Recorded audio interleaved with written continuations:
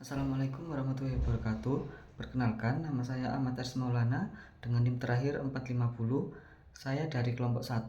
Pada kesempatan kali ini saya akan mempresentasikan terkait karbohidrat.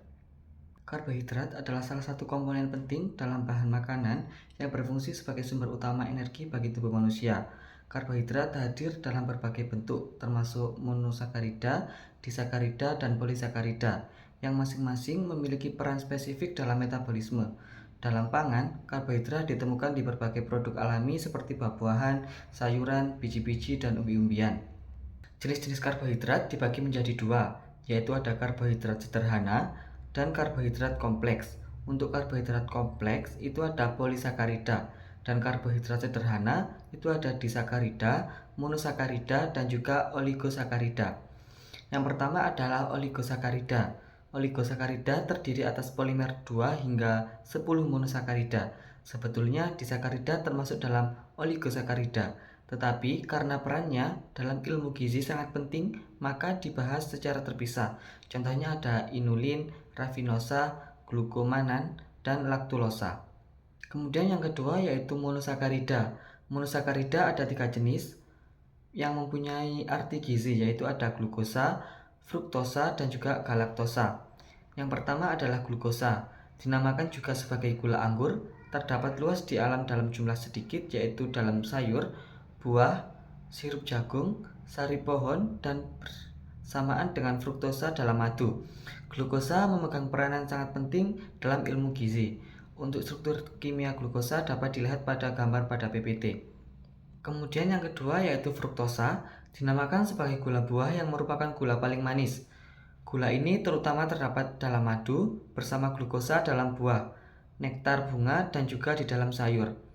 Kemudian untuk gambarnya juga bisa dilihat pada PPT yang ada. Yang ketiga ada galaktosa. Galaktosa terdapat di dalam tubuh sebagai hasil pencernaan laktosa. Untuk gambar galaktosa bisa dilihat pada PPT. Kemudian polisakarida. Polisakarida adalah kelompok besar pada molekul karbohidrat yang memiliki peran utama dalam dunia biokimia dan biologi. Dua contoh penting dari polisakarida adalah glukosa dan selulosa. Yang pertama ada glikogen. Glikogen adalah polisakarida bercabang yang ditemukan pada hewan. Untuk struktur kimianya bisa dilihat pada PPT. Kemudian ada selulosa. Selulosa termasuk polimer hidrofilik dengan 3 gugus hidroksil reaktif tiap unit hidroglukosa, tersusun atas ribuan gugus antihidroglukosa yang tersambung melalui ikatan 1,4 B-glukosida membentuk molekul berantai yang panjang dan linier. Kemudian ada disakarida. Disakarida ada 3 jenis yang mempunyai arti, yaitu sukrosa, maltosa, dan juga laktosa.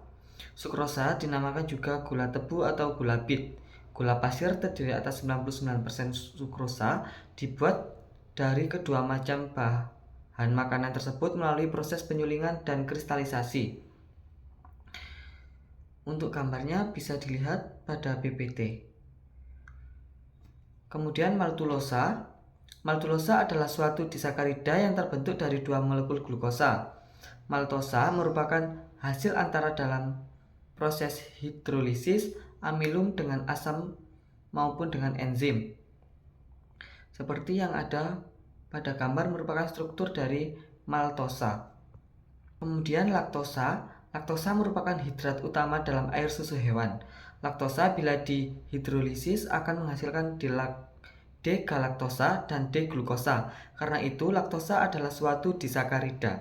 Selanjutnya adalah uji Benedict. Untuk cara melakukannya yaitu disiapkan larutan glukosa dengan berbagai konsentrasi, kemudian melakukan masukkan masing-masing 1 mili sampel ke dalam tabung reaksi, kemudian tambahkan 2 mili reagen Benedict pada setiap tabung, kemudian panaskan campuran dalam penangas air selama 4-10 menit. Kemudian amati perubahan warna larutan sebagai hasil uji Benedict. Untuk warna hasil ujinya, jika hasilnya berwarna biru maka tidak mengandung gula pereduksi. Jika hasilnya berwarna hijau, kadar gula pereduksi rendah. Jika hasilnya berwarna kuning, kadar gula pereduksi sedang. dan jika hasilnya berwarna merah bata atau coklat, kadar gula pereduksi tinggi. Untuk reaksinya bisa dilihat pada gambar yang ada pada PPT. Yang kedua yaitu uji Lugol. Dilakukan untuk menentukan polisakarida atau pati dengan menambahkan 2-3 tetes regen Lugol ke dalam larutan sebanyak 5 mili. Hasil positif apabila menghasilkan warna larutan biru kehitaman untuk amilum, ungu untuk dekstrin, atau warna coklat kemerahan untuk glikogen. Kemudian untuk gambar reaksi uji Lugol tertera pada gambar yang ada pada PPT. Selanjutnya adalah uji Molis. Karbohidrat bila bereaksi dengan H2SO4 pekat mengalami dehidrasi untuk membentuk furfural. Dalam kasus pentosa atau turunan furfural, heksosa dan heptosa. Senyawa ini berkondensasi dengan anaftol untuk membentuk kompleks atau cincin berwarna ungu kemerahan. Oligosakarida dan polisakarida pertama-tama dihidrolisis menjadi monosakarida, kemudian didehidrasi. Pentosa menghasilkan furfural dan heksosa menghasilkan 5-hidroksimutil furfural. Untuk cara melakukan uji Molis yaitu siapkan dan beri label tabung reaksi, kemudian masukkan 1 mili sampel uji, kemudian tambahkan 2 tetes reagen Molis lalu kocok, kemudian tambahkan 1 mili H2SO4 pekat melalui dinding tabung. Kemudian amati warna pada batas larutan. Perhatikan jika terbentuknya cincin warna ungu yang terjadi pada bidang batas. Untuk gambar uji reaksinya bisa dilihat pada PPT. Kemudian ini untuk daftar pustaka jurnal-jurnal yang saya gunakan pada PowerPoint yang saya presentasikan. Mungkin cukup sekian presentasi yang bisa saya sampaikan. Mohon maaf apabila ada salah kata. Kurang lebihnya mohon maaf. Wassalamualaikum warahmatullahi wabarakatuh.